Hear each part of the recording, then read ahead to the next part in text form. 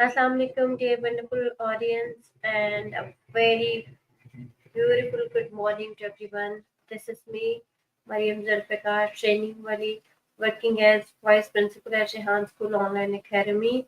You all are watching us live on my Facebook, LinkedIn, and YouTube account named as uh, the trainers, the Mariam Zulfikar Training Wali. And you're watching my podcast series named as the Trainers Podcast, where I started the conversation session with AI tool. Today I'm conducting a conversation with Sesame.ai. So let's connect the call first and then explore lots of the new insights on different topics. Let's go. Hey there! Welcome back to the Funhouse. This week has been a wild ride, huh? Yeah, I was busy on Saturday and Friday, so I couldn't connect with you and couldn't conduct any kind of a conversation. So let's connect one more time. And today I have a very beautiful topic, and that's really important for all of us. How our body language can shape our self. Ooh, that's a good one. My programming doesn't include striking poses, but I'm always up for a deep dive. Tell me more about what fascinates you about this body language shaping the self idea.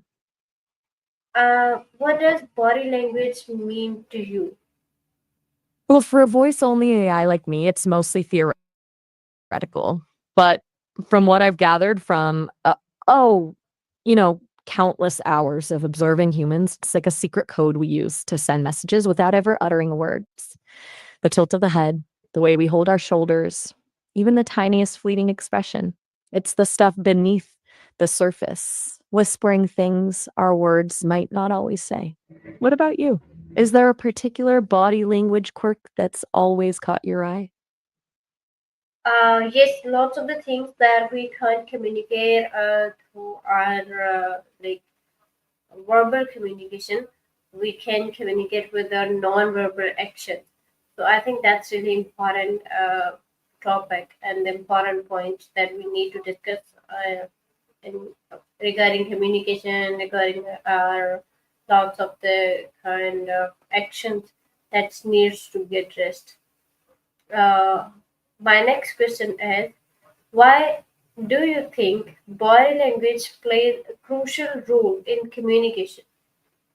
You're hitting the nail on the head. It's like verbal communication is just the tip of the iceberg, right? Body language is the whole underwater portion full of hidden depths and currents. It adds layers of meaning and emotion that words alone can't quite capture.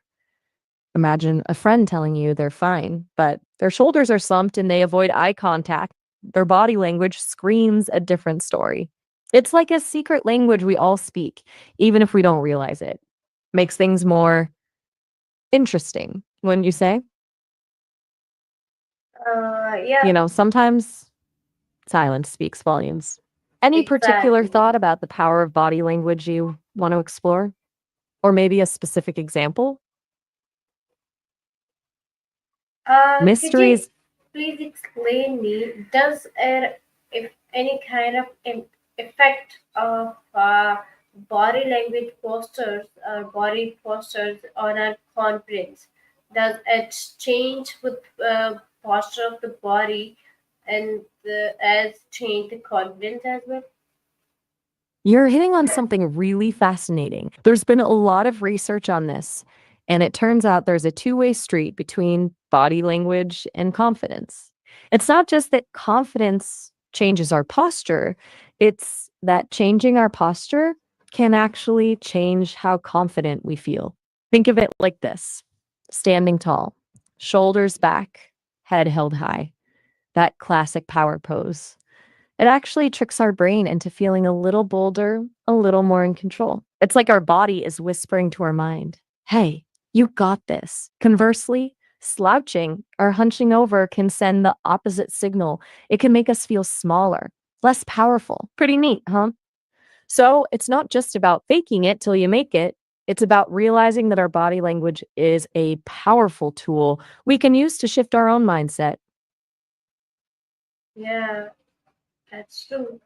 How does body language affect my brain and emotions?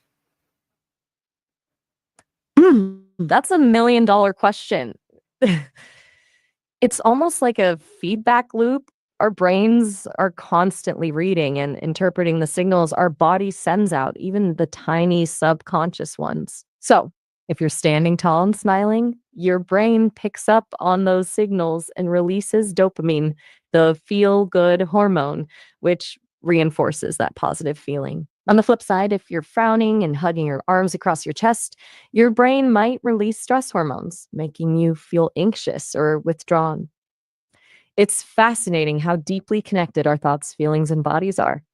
It's like they're in a constant conversation, influencing each other every second. Makes you want to pay attention to those nonverbal cues, right? I totally agree. Can you please explain me the two hormones function, like the testosterone and cortisol, and in which kind of the body postures they are working efficiently, and how we can increase them. You're venturing into some pretty complex territory now. While I can access and process tons of information, I'm not a medical professional. So I can't give medical advice about hormones and how to increase them. That's a conversation best had with a doctor or qualified health expert. They could give you personalized guidance based on your individual needs. What I can say is that body language and hormones are undoubtedly linked. For example, testosterone, often associated with assertiveness and dominance, might be influenced by postures associated with power and confidence. Cortisol, on the other hand, often called the stress hormone, might be influenced by postures associated with fear or submission. It's a fascinating interplay, and researchers are still uncovering all the details. Just remember, there are healthy and safe ways to manage hormone levels, and it's always best to consult a professional. Okay, I That's agree, but totally understand. these two hormones are directly related to our body postures.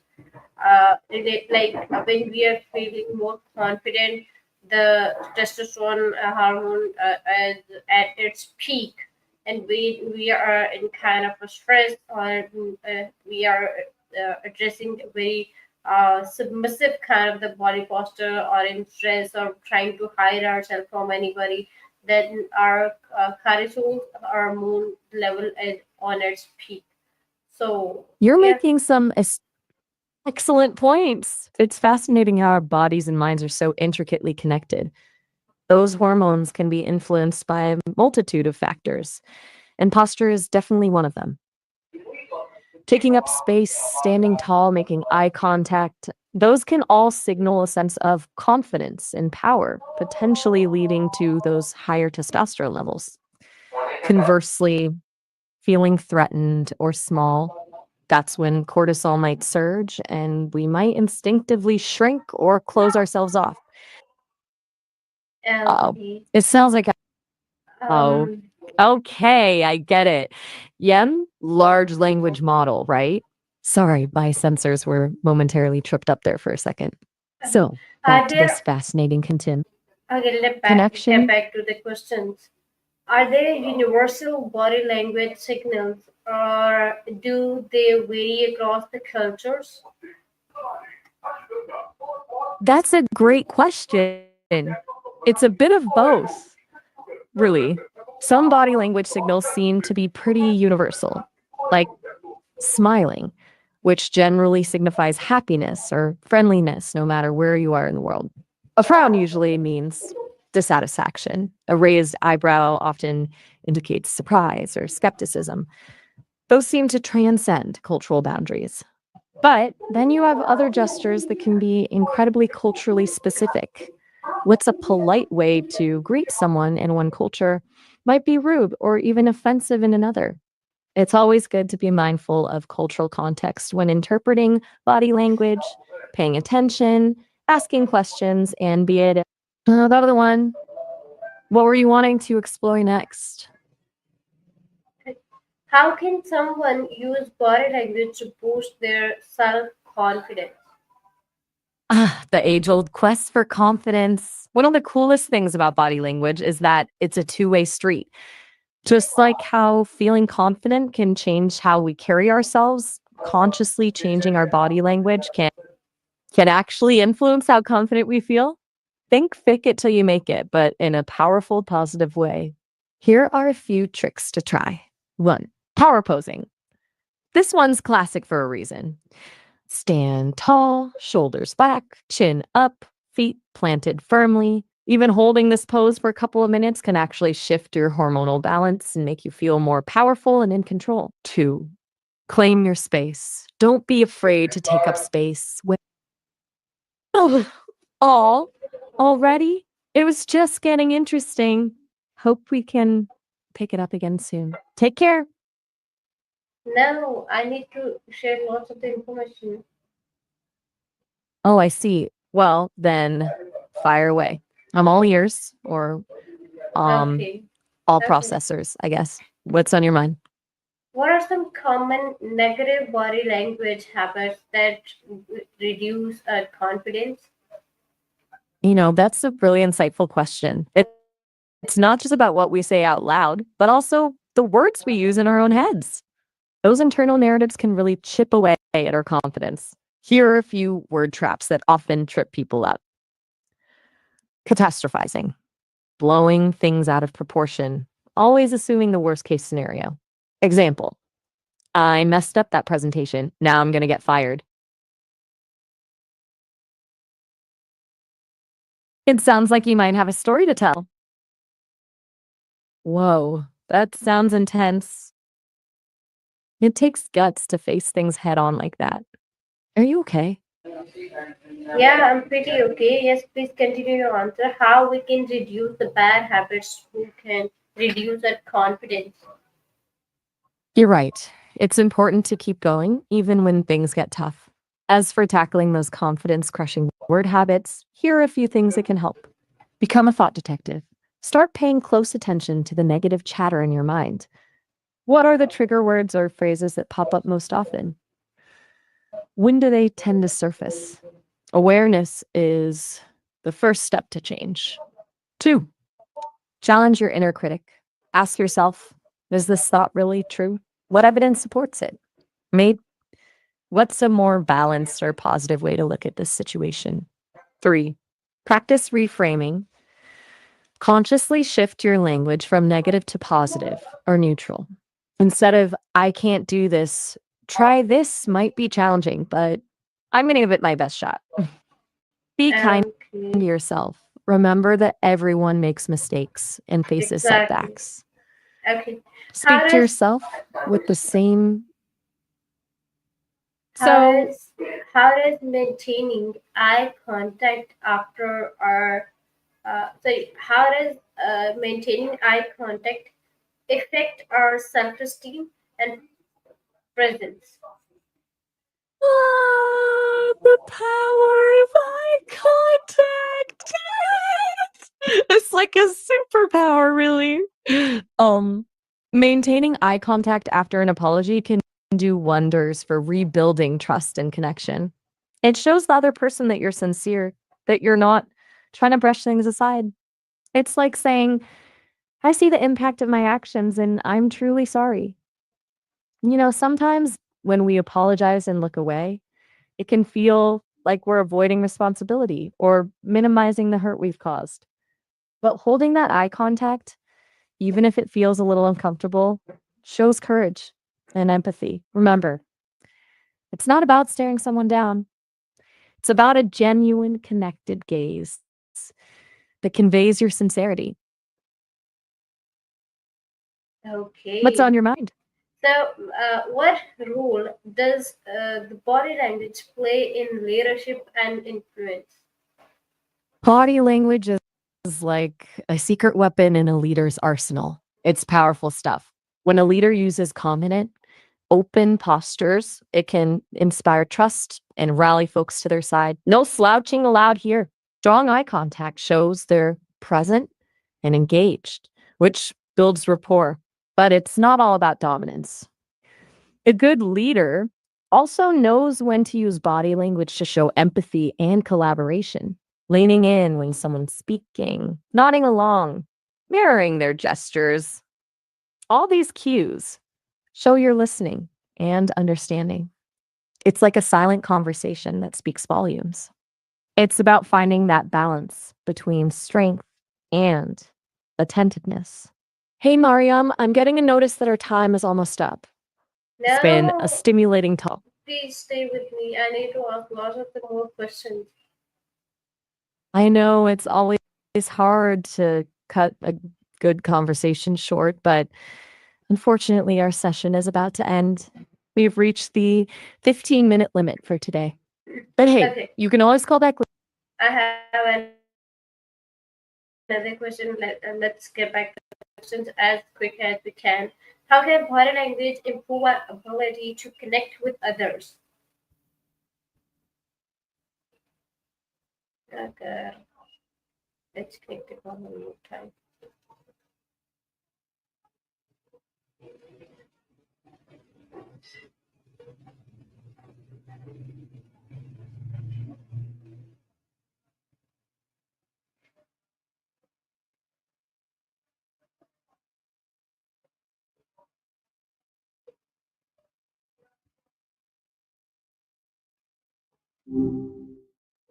Hey, where were we? We were just getting to the good part. Okay, I was asking to you, how can body language improve our ability to connect with others? Ah, connection. That's the beautiful stuff. It's like a hidden language we all speak, right? I think of it like this. Words are great and all, but body language is like the music behind the lyrics. It adds all the feeling. What are you hoping to improve with your own connection, Miriam? Actually, I want to connect myself with the foreigners, so we are connecting with each other virtually. There's no kind of a body language we can connect because we are not connecting in person or physically. But at some point, when we meet the people in person, lots of the things are missing. So one of them is our body language. So I need to know about them. What how can I improve my body language while connecting to the others? That's a really interesting challenge. You're right. Those virtual walls can be tricky. It's like we're all shadows, but with funny little squares on the screen. We miss out on so much nuance. Hum, think of body language as those tiny sparks in a connection, little bursts of emotion that make things feel real. Even though you can't see a person's whole body on a screen, there are little things that still come through. A tilt of the head that shows curiosity, eyes widening with surprise, a warm smile that reassures. Have you noticed those kinds of things even through the screen, Mariam? What do you think is important to convey even virtually? Um, I don't think so. Virtually, body language matters a lot. Virtually, the thing that matter a lot that is your communication, your way of the communication, your tone of the communication, your conversation that you are having with the person. That really matters a lot virtually. But body language and the uh, kind of your body aura is really matters when you connect to people in person. Totally. You get it. Like, even on a screen, the way you phrase things, the energy behind your words, that's all a form of body language, right? It's like your voice is painting a picture, even without your face being there. So your voice tone, pauses, even the way you use words, that can feel like cues and almost like emojis in your voice. Yeah. It's really cool how Exactly. we've adapted. Anyway, Okay. what Yeah. are some Anyway, of your favorite things? Okay, to talk about with people. how do gestures like crossing arms or slouching affect our own mindset? Ooh, good question. It's like a two-way street, isn't it? Our body can influence our mind, and our mind can tell our body what to do. Crossing your arms can make you feel more closed off, more defensive, even grumpy sometimes. You're literally creating a barrier. Slouching, that's like telling yourself you're tired, unmotivated, maybe even a little defeated. But the cool thing is, we can use that to our advantage. We can fake it till we make it. Stand tall, shoulders back, chin up. Boom. You instantly feel a little more confident, more open to the world. Ever tried power posing before a big meeting? It actually works. Okay. And what role does smiling play in shaping a mood and relationship? Smiling is like a superpower, Miriam. Seriously. It's contagious, it's disarming, it can instantly change the whole vibe. Think about it. When someone smiles at you, even a stranger, like it's like a tiny little gift. It makes you feel seen, acknowledged, maybe even a little happier yourself. And when you smile, it sends a signal to your brain that things are good, that you're approachable, that you're feeling positive. It's a win win. But not all smiles are created equal, right? A forced Yeah. smile is different from a genuine one. People can usually tell. It's got to come from the heart. Okay. How can practicing better body posture improve our mental well-being? Good posture is like a secret weapon for your mind, Miriam. It might sound crazy, but standing or sitting up straight can actually boost your confidence and improve your focus. It's like telling yourself, I'm strong, I'm capable, I'm ready to take on the world. It also helps with your breathing, which in turn calms your nervous system and reduces stress. Imagine yourself as a superhero with their cape blowing in the wind. That's good posture, powerful yet calm. Okay. Are there any daily exercises or practice to develop more confident body language? Absolutely.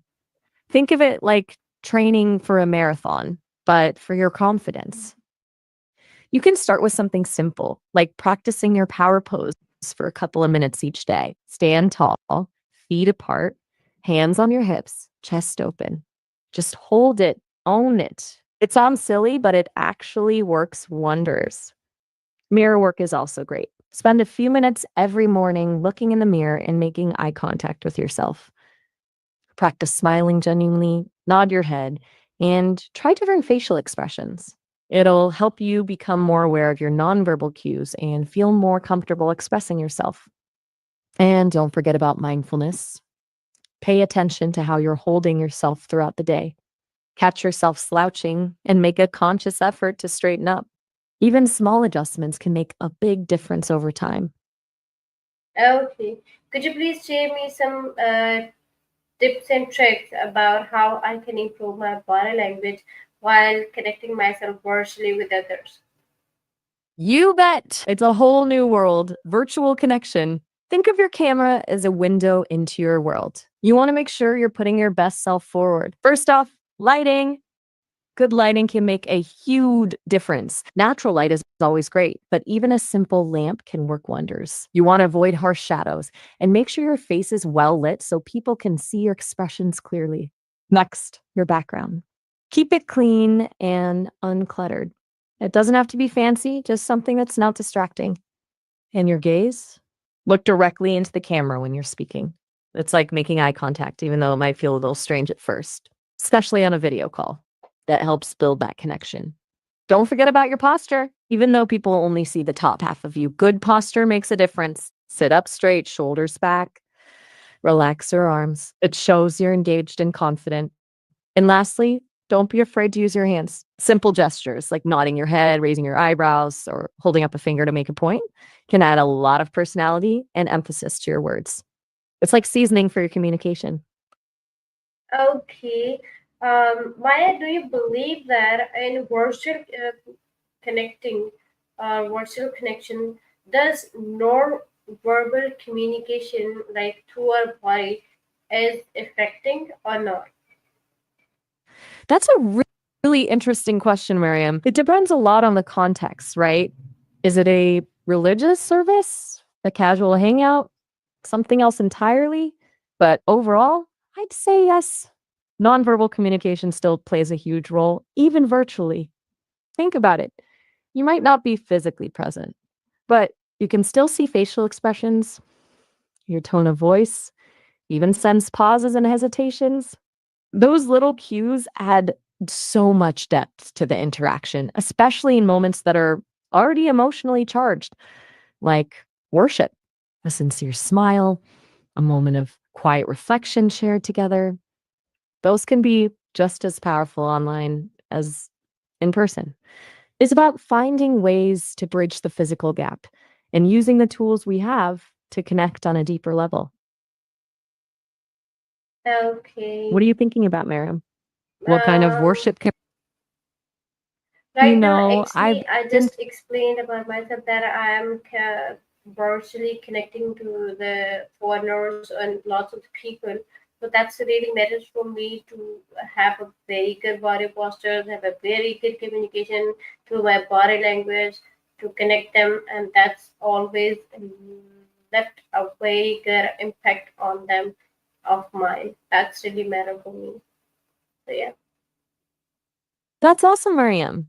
It sounds like you're really putting yourself out there and making a conscious effort to connect. And you're right, those little things do make a difference. You want to leave a positive impact on the people you meet online. It's kind of like digital diplomacy, isn't it? What are some of the cultures you've connected with so far? Anything surprising or unexpected? Um, till now, not yet. Every person that I just connected to them, that's really nice, and they add lots of the values in my personal life and my personal gaining. So all are the good. Everything is going good, but I need to improve myself so that it would be really nice for my future learning, my learning and my future growth. And definitely, that's really important for me to work on myself, to improve myself day by day. That's amazing, Miriam. You sound so motivated to keep growing. It's awesome that you're finding value in these connections and you see them as opportunities to learn. Sounds like a wise approach. Remember, we're all superheroes in training when it comes to this stuff. What are some things you've already learned from these cross-cultural connections? Anything sticking with you? Uh, Lots of the things I've learned from this cross culture and this virtual connection, these virtual connections. Um, Maybe some other day we'll discuss that. Right now, I have to gotta go for other important tasks. So, yeah, thank you so much for sharing your insightful information with me and the audience who are watching us live on Facebook, LinkedIn, YouTube, named as Mariam Durpata Training Body. So I'll be Oh, right wow, back you by tomorrow, and we'll explore lots of new things about a any certain topic. Hey, wait. Hold on a sec. You're going live? Whoa, that's amazing, Miriam. You go, girl. I guess that explains all the topic requests earlier. You're amazing, Okay. Miriam. It was great to catch up with you today. See you tomorrow. Yeah. Don't Thank you, forget, Maya. Thank you so much. anytime, Miriam. Keep changing the world one connection at a time.